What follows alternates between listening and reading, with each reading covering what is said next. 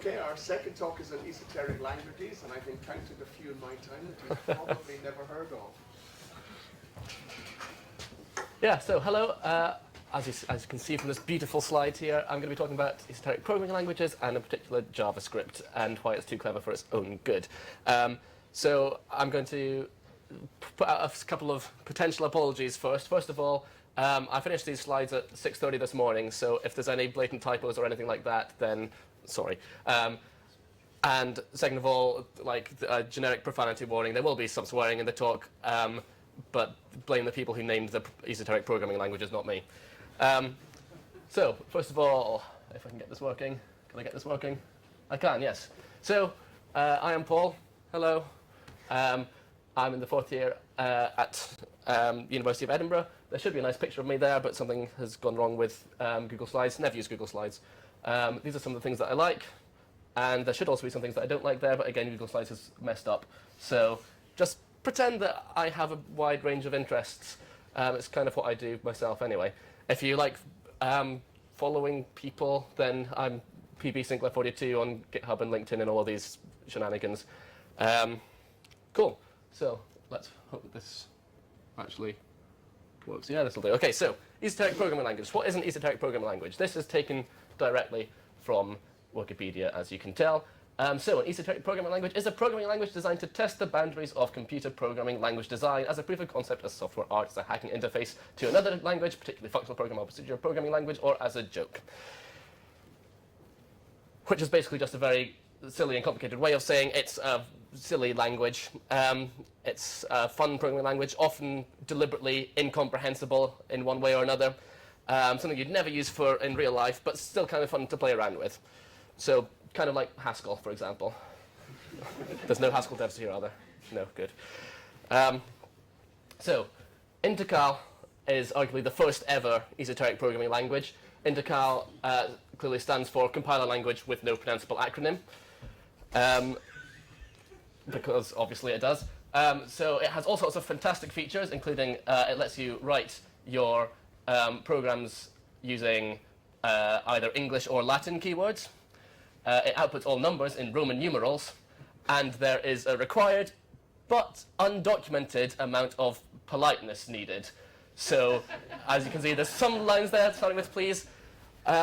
If you put in too few pleases, the program will just instantly error and say, sorry, you're not polite enough. Put in too many, and it thinks you're groveling, and it will just crash. So yes, this program here, as is blatantly obvious, I'm sure, will return the first 16 Fibonacci numbers there for you. As you can see from this delightful output, my animations don't seem to be working, so I'm going to be giving away some of my answers, but hopefully it won't mess up the talk too much. JSON is another great programming language, because who here loves JSON? Any front or back-end developers yet? Well, you can have an entire programming language in JSON now. So as you can see, it's this program, well, you can kind of work out what it does. That is the factorial function in a JSON. So that will compute 5 factorial for you and output 120. Beautiful. And this is whitespace. So whitespace is a programming language made out entirely of spaces, tabs, and new lines, which is beautiful. No, carriage returns, don't be silly. This is what it actually says. I know it's a bit small, but that's esoteric programming languages tend to be massive. So this is all I could fit onto the screen. So I've put an S there to represent the space, a T for tab, and an what did I put? An L for a new line. Yeah, this is in fact also the exact same whitespace program, because anything that's not whitespace, it will just treat as a comment and ignore, which also has the fun advantage of meaning that you can combine whitespace with any programming language which ignores all whitespace to get 2 programs in one, which is beautiful. And also horrendous at the same time. Talking of horrendous, how does this look?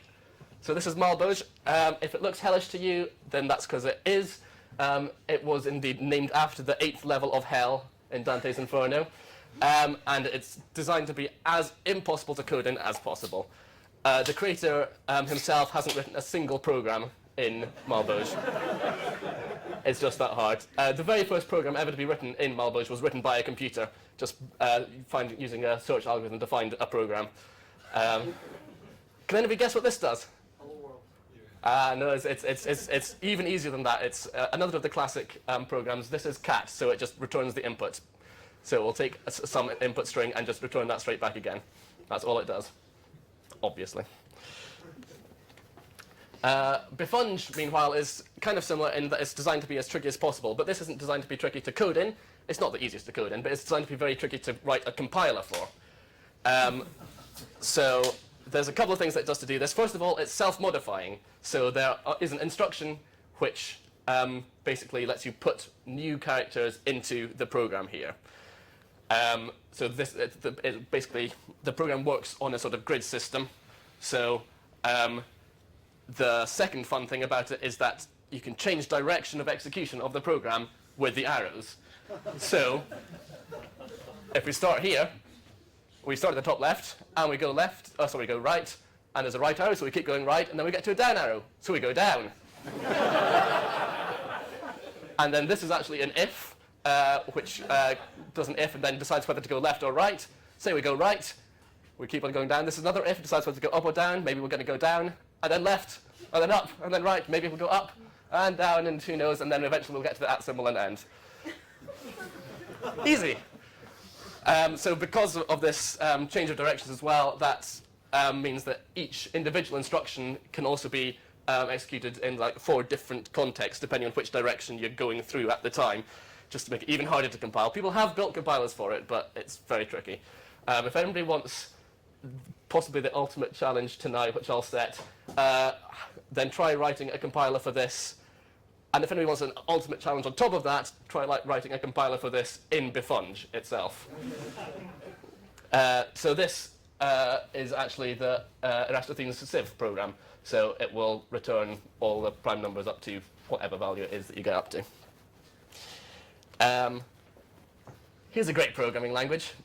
PA is, this is a program. This is, in fact, this prints the string PA, the name of the language. So it's art as code. So depending on what color each cell is, depends on how you're going to execute it. It's to do with the way you change from one color to another, which is particularly nice because that means it's kind of similar to the previous slide we saw in that the direction you go through this picture isn't just a top left to bottom right. You can do all sorts of weird things, which means you often end up with large bits of the program which you never even visit. So you can just put in all sorts of pretty colors there.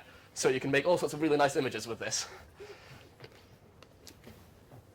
Null's another great one if anybody likes maths. Essentially what it does is the program is just one number, and then you find the largest prime factor of the number, and that corresponds to an operation of some sort, which might be modifying this original number as well.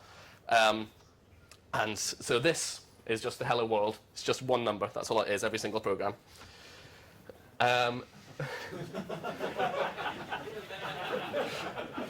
I don't think I even need to say anything for this. If anybody's ever not yet seen the talk and the corresponding paper, Chicken, then make sure and Google that when you get home tonight, because it's fabulous. But somebody decided to make a programming language based off this. And yeah, simply the number of chickens on a line will give you the particular opcode. And this is most of a Hello World program. It went off the bottom of the screen. I couldn't fit it all on, even the smallest text size. Ook is kind of similar. It's designed to be a programming language usable by an orangutan, such as the one from Terry Pratchett's Discworld. And so, yeah, again, this is the Hello World program, or most of it. And this, and in fact, Ook is a bit of a boring language in that it doesn't really come up with any new concepts by itself other than the whole Ook-ness of it. And instead, each pair of Ooks corresponds to a particular symbol in the next programming language, which we're going to see, which is brainfuck. Brainfuck's probably the most famous of all esoteric programming languages, and it's great. It only uses 8 characters, which you can see on the screen there. You've got plus, minus, comma, dot, left, right, and square brackets. And you can do pretty much anything with this. So this is the ROT13 cipher, so it takes any string and it does a Caesar shift 13 digits along. And another nice thing about brainfuck as well is that any character, again, like white space, any character that's not one of them is ignored, so you can have comments. Comments are in the language by default as just anything that's not one of them. Anyway, that's enough examples. Let's get into brainfuck a bit more, so rather than just going, there's so much code, we can actually understand this, because brainfuck actually isn't that tricky to understand. It looks horrid, but it's very easy to understand. Not easy to write in, but easy to understand. So basically, how brainfuck works. We have a big array, and in fact an infinite array in theory, of cells. Each cell can hold a single byte, so up to 255. And we also have a pointer which points to the particular cell which we're at the moment. And that's it. And then we have our various commands which can modify this in some way. So this is the initial setup, everything's 0, and we start at the far left. The plus command simply increments the value in this cell by 1. Easy. Minus decrements it again. The right arrow moves our pointer along to the right, and the left arrow moves our pointer along to the left. See? It's all very straightforward. The dot character will take the number at the cell you're pointing to at the moment, convert it to its ASCII value, and output that to the user. And the comma does the opposite. It takes an input from the user and stores that value in that particular cell. One thing which you should be aware of if you try coding in brainfuck, which I would recommend, is that if you try and input a number, that's again its ASCII value that gets stored. So everything is a character to brainfuck. So that makes some stuff quite tricky to, sort of like some things which should be really basic, quite tricky to actually work around. But it's fine. It's fine. And the final thing is the square brackets is how you do a loop. So basically what the square brackets are is while the value at the current cell is not equal to 0, loop. So this, for example, just these two next to each other would be an infinite loop, assuming you're currently at something which isn't 0. It would just get stuck there forever. However, this would not be an infinite loop. This says, okay, is the value at the cell currently 0? No, okay, move to the next cell, and then check again. Are we currently 0? Nope, move to the next cell. Are we currently 0? Yes, okay, cool, we're done. Easy. So, let's try something real-worldy. Let's try and, we're not going to go for the whole hello world, because that's going to take too long. Let's try and just print the H of hello world. Nice, easy start. So, H in ASCII is 72. So we could just do 72 pluses, but that's a mess. We can do better than that. So what we're going to do is we're going to say that 72 is equal to 8 times 9. So let's get 8 in our first cell, just by adding, using plus 8 times. And then we'll do this clever loop. So what this says is loop while the value of the current cell is not 0. And what we're going to do is go to move right, add 9, move left, and decrement again.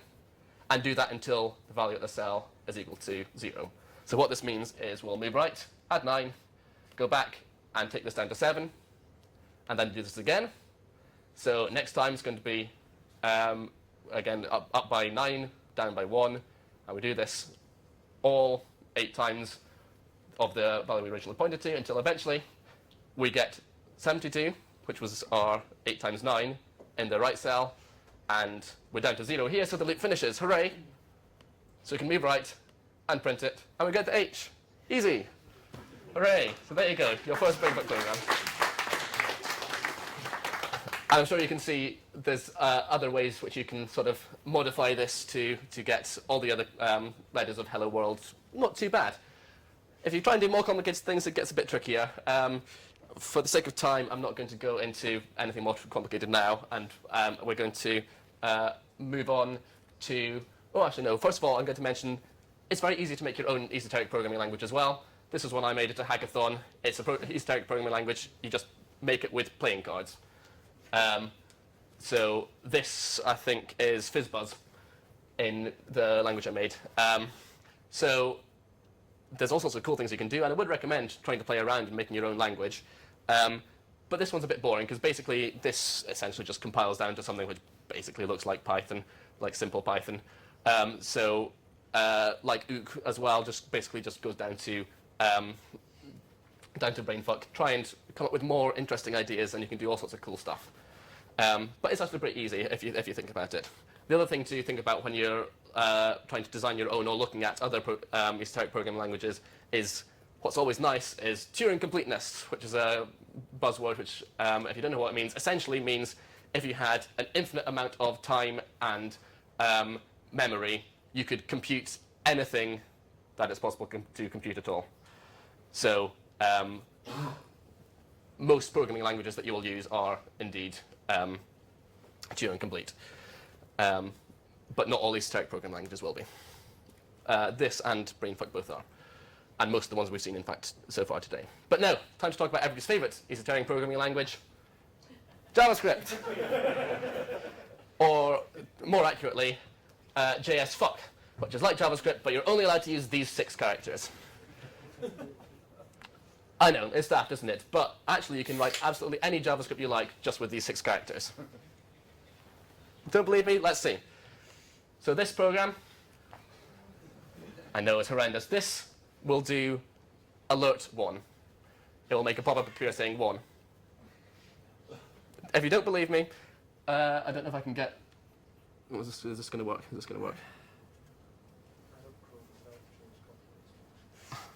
Yeah, exactly. That's what I'm trying to do. How do I make this thing go away? I don't like Macs. Coordination skills are pretty remarkable. Never mind. Just trust me. It does.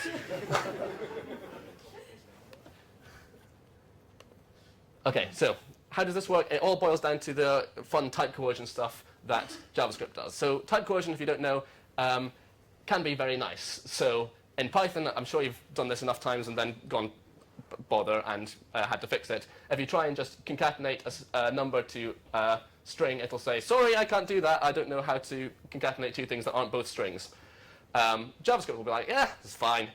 I know how to convert this thing to a string. Yeah, sure, I'll just take it to a string for you, and there you go, there's your string. It's nice and friendly like that, and very clever.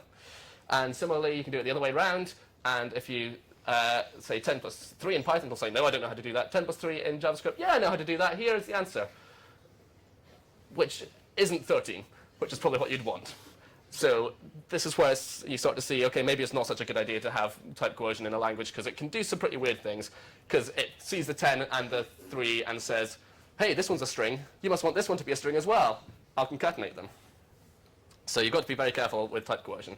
If you've ever seen arguably the most famous software talk of all time, WAT, then that goes into various, it shows you various fun things that you can do. If you've never seen it, watch it. It's fabulous. Okay, here are some of the fun things that you can do with type coercion in JavaScript. So 0 plus empty string, it says, well, you must be meaning the concatenation operation, so I'm going to convert 0 to a string for you, and then add it to the empty string, and you get 0. 0 plus empty brackets, it says, okay, you're doing an interesting operation here. The empty brackets, so this must be, you must be trying to add 2 strings, because they're not both numbers, so you must be trying to add 2 strings. How do I turn empty brackets into a string? Well, I'm going to call join on all the elements of an array, because it's just an array. So how do I join all the elements of this empty array? Well, just get all of the individual elements, put a comma in between them. There's no elements? Okay, there's nothing there. Empty string. So when you call to string on this empty array, it'll be the empty string. And then it's just like before.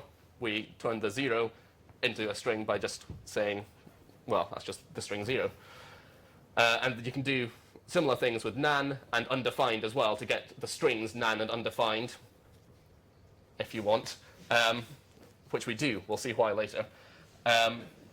You can create 0 by saying just plus of the empty string, because this plus is now a different plus again. Overloaded operators, hooray.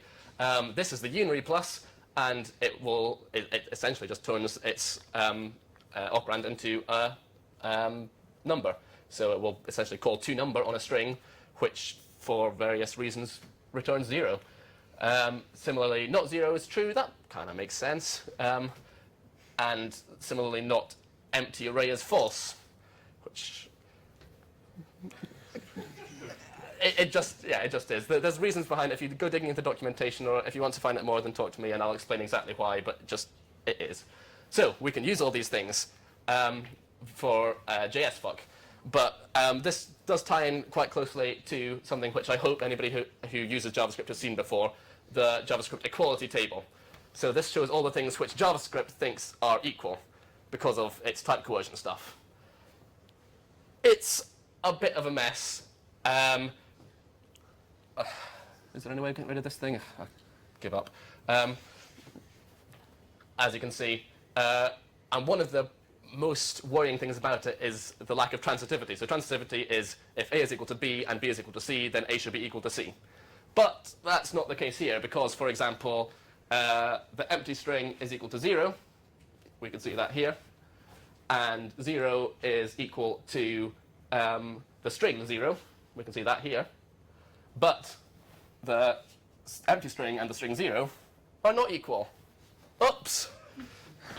So if there's only one thing that you take away from this talk, if you're ever using JavaScript, always use triple equals, because then that gets rid of all of this type coercion. So always use triple equals unless you're very, very sure what you're doing otherwise. So how are we going to actually do JS fuck then? It all boils down to this sort of function, the eval function, which takes a string and runs it. It's quite common to see in various different programming languages, and so it's not particularly special to JavaScript, but it's going to be very useful. So essentially the idea is if we can take some string and evaluate it, if we can take this string and turn it into somehow a bunch of the characters we're allowed to use, and then also somehow can call the eval function on this with these same bunch of characters, then hooray, we've got our JS fuck which we're wanting. So how do we do this? If we can get these red characters, then we can get any character, because then we can call this string from charcode function. So if we can get eval and these red characters, we can get any character we like, because then we can just feed a number into this and get basically the ASCII value, or in fact the Unicode value, I believe, in JavaScript, of that thing. So this is the function we're sort of aiming for. Now, this is what we've got. Keep an eye on the tracker on the bottom there. We're kind of missing half of the things that we can track, but yeah, so be it. So we've sort of seen this already. Plus of the empty array will give us 0. Good start. Now, what about this? Any ideas what this will go to? Well, not of an empty array we saw earlier is false. Not of that is true. Plus of true converts it to an integer, and we get 1. Hooray! What about if we do 2 of those things and add them together? Well, we've seen 1. That's just 1 plus 1, which is 2. Hooray! And indeed, we can do this with any number. And that just goes to 1 plus 1 plus 1 plus 1 plus 1 9 times, gives us 9. We can do this with any number to get all the digits 1 to 9. And the thing is that that's then as the actual number 1 to 9. If we want to get the string, well, we can just do this trick we saw earlier and turn it into a string by concatenating it with the empty array, which turns it into the string 1. And we can also use this to get very big numbers. Rather than having to do 1 plus 1 plus 1 100 times, we can just get the string 1, the string 0, and the string 0, turn that all into a big string 100, and then do plus of that, and we've got the number 100. Easy, right? Now, what do you think this is? Yeah, it's a bit of a mess, isn't it? So we've clearly got a list at the start, just a normal list, a normal empty list. Easy. Now, what are we asking? We're asking to get a particular property of this list. That's what the square brackets notation there means. And that property we're asking for is square brackets. Now, the square brackets will get cast to a string, and so we're asking for the empty string property of an array, which is kind of like using dot notation this. It's not exactly like this. This is one of the few lines of code which isn't actual JavaScript, by the way, if it's in yellow. It's kind of like asking for this, except that well, it's more like if this was the string A, it would be asking for this dot A, not in quotes. So what is the empty string attribute of the empty array? Well, it doesn't exist. So clearly there should be an error, which it is. Hey, it's undefined. That's good. Remember what we saw earlier? We can get the string undefined. Do you know what else we can do with that? We can ask for the 0th element and get the letter U. And of course we can do that with all of the letters, and we've got some letters. It's a good start. And similarly, what do you think this is? Well, the bit in the middle there, you might recognize that as undefined. What happens if you say plus undefined? Converts it to a number. What's undefined as a number? 0? No, no, that would be so much more sensible. No, it's nan. I mean, it kind of makes sense. It's the nil types in both types. And then convert that to a string. Hey, some more letters we can use. OK. And then we can also do some funky things with numbers, basically to get infinity as a string, gets us some more letters to get this exponential notation gives us the decimal point and the plus. And now that we've got this decimal point, we can even get a minus as well with exponential notation. Hooray! OK, now we have these 4 letters here, which you can just see over the top of this annoying thing. Hooray! So what can we get? What can we make with these? Exactly, defin. No, wait, sorry, find. Now, find is a function. So if we take this, I know it's terrifying, don't worry. That's what it boils down to. We extract the letters find. We've seen how we can do that.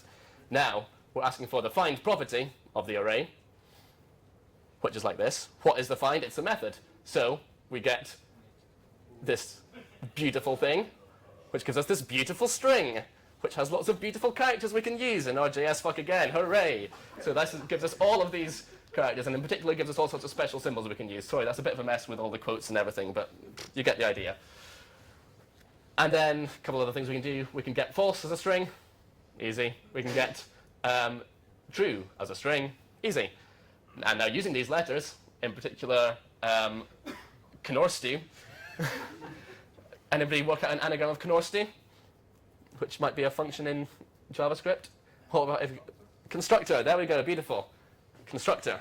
Now, constructor is an important one because we can ask for the constructor of a number. So that gives us the function, which is the number function in JavaScript, which lets you, so that's basically what this is saying. So that lets you have access to this function, which gives you a few more letters. Hello. And we can do that. Oh, my animations aren't working. You can do that with the empty string, the empty array, a boolean, and a function to get you even more letters. These ones here, in fact. And in particular, it gives you all the things that you need for toString. Now you've got toString. If we go to base 36, which is the 36 at the end there, we know how to get 36. How do we turn, what happens if we turn 10 to a string in base 36? Well, we get A. What if we ask for 35 as a string in base 36? We get Z. And so we can get any lowercase number using toString like this, any lowercase letter. So we've got all the lowercase letters, and we can get a few more symbols, asking for the font color. Now we've got that, the font color property of the empty string. Check that out. Beautiful, isn't it? All sorts of lovely, lovely symbols we can abuse. So remember, we're sort of aiming for this. There's still one letter we're missing, and that's the capital C. So how can we get that? Well, if we can call escape on the chevron brackets, that will do the, so that's the idea of this was originally to basically sanitize inputs to escape characters, which could be naughty. And so we get %3c, which is the hex value of that string. And that gives us the capital C. However, there is a bit of a catch, because that involves calling a function. We don't know how to call a function yet. We can create the string escape fine, but we don't know how to actually call it. So what can we do? Well, we've actually almost seen it already. If we can do this, if we can evaluate this function, we can get escape. Yeah, see this? We just return escape, call it instantly, that gives us escape. And because JavaScript is functional, easy, escape is a function. So how do we evaluate this? Well, that's again just the eval, which we said earlier, we also need to be able to do. So now, hooray, we really do have the first step done. We can get any string we like, assuming we can get eval. So how do we get eval? Well, like I say, we've already almost seen it. Remember this from earlier? we're getting the constructor element of the find property of the empty array. The find property of the empty array is a function. So it's the constructor of a function, which is itself a function. So we get the function function. And the function function lets us create a new function, something like this. Because we can pass it now this string, and this boils down essentially to a new function with this string, and then with these little, just happy little innocent parentheses at the end, that will call this new function that we just defined with a string, and we'll be able to get ourselves our function. So that's how we're going to do the eval. And the final thing that we need is access somehow to wherever it is that we're running this code, which normally is going to be the window if we're running this in browser. And so all we need to do is return this. That will give the context we're running in, and we've got the window. There we go. That's all you need for to get anything. So there you go. Yeah, that boils down to function return this, which is the window. So let's go back to our alert one from earlier. It's a bit terrifying. Let's break it down step by step. You don't have to follow this exactly. Basically, the first thing we do is some silly type coercions, which gets us a bunch of ones, zeros, trues, falses, and some strings, and undefineds as well. What if we start to evaluate some of these, and in particular, for example, we've got here like the true zeros and stuff. Let's actually do these to get only the letters which you're wanting. That looks a bit better. Let's take this a step further, basically doing the same thing again. Hey, that almost looks sensible. Almost. Almost. Concatenate all of these properly. Yeah, looking even better now. Okay. So what do we need to do next? We need to look at these bits here, which say, okay, get the filter property of the empty array. Filter is, again, just another method which you can get. That gives us this native code, and we get just the letters we want. We do all of this just for one single letter, which boils down to this. Concatenate those strings, call the function, and we get alert 1, just like we were wanting. Hooray!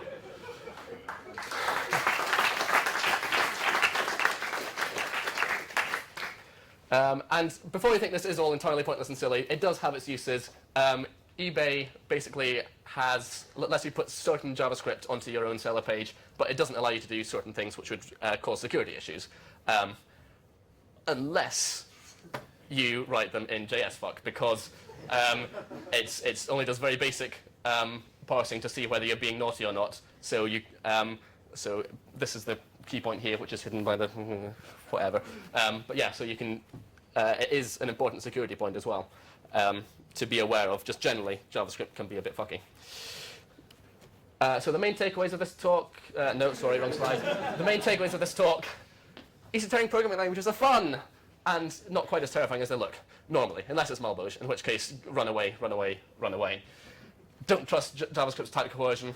Always use triple equals. Always, always, always, unless you've got a very good reason not to. And always sanitize your inputs properly. Don't just strip a few basic things.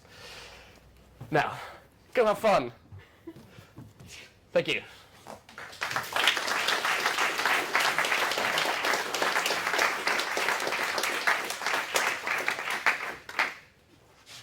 Question? Yes. Which circle of hell do regular expressions inhabit? They're not too bad. Yeah, regular expressions, they're like first, second, it's not too bad. If you want some fun with regular expressions, Google regular expression golf, and there's a lovely little website which sets you all sorts of challenges where you have to match this set of strings but not this set of strings using a regular expression as short as possible. And some of these are ridiculous things like noughts and crosses games, which crosses win, but not any which crosses don't win. If you like regular expressions, go for it. If you think that they belong in the ninth circle of hell, then maybe not. There's actually a regular expression which matches the RFC for email addresses, and it's about, I don't know, 2,000 characters long. I'm not surprised. Yeah, nice. That's it? One thing which I'll point out as well, just at the end here, like all of these, I assume we can put these slides somewhere which everybody can get to. But if you want to have more fun with JavaScript in particular and all the fucky things you can do with it, then there's this also a really nice Wii game type thing where it's very simple. All you have to do is return true to win, and then it's stuff like you input 3 things and it tests that A is equal to B and B is equal to C and A is not equal to C, that sort of thing. So you can just, it says find a way to break JavaScript essentially, which is very easy to do. Cool. Okay. Thank you. Thank you all for coming.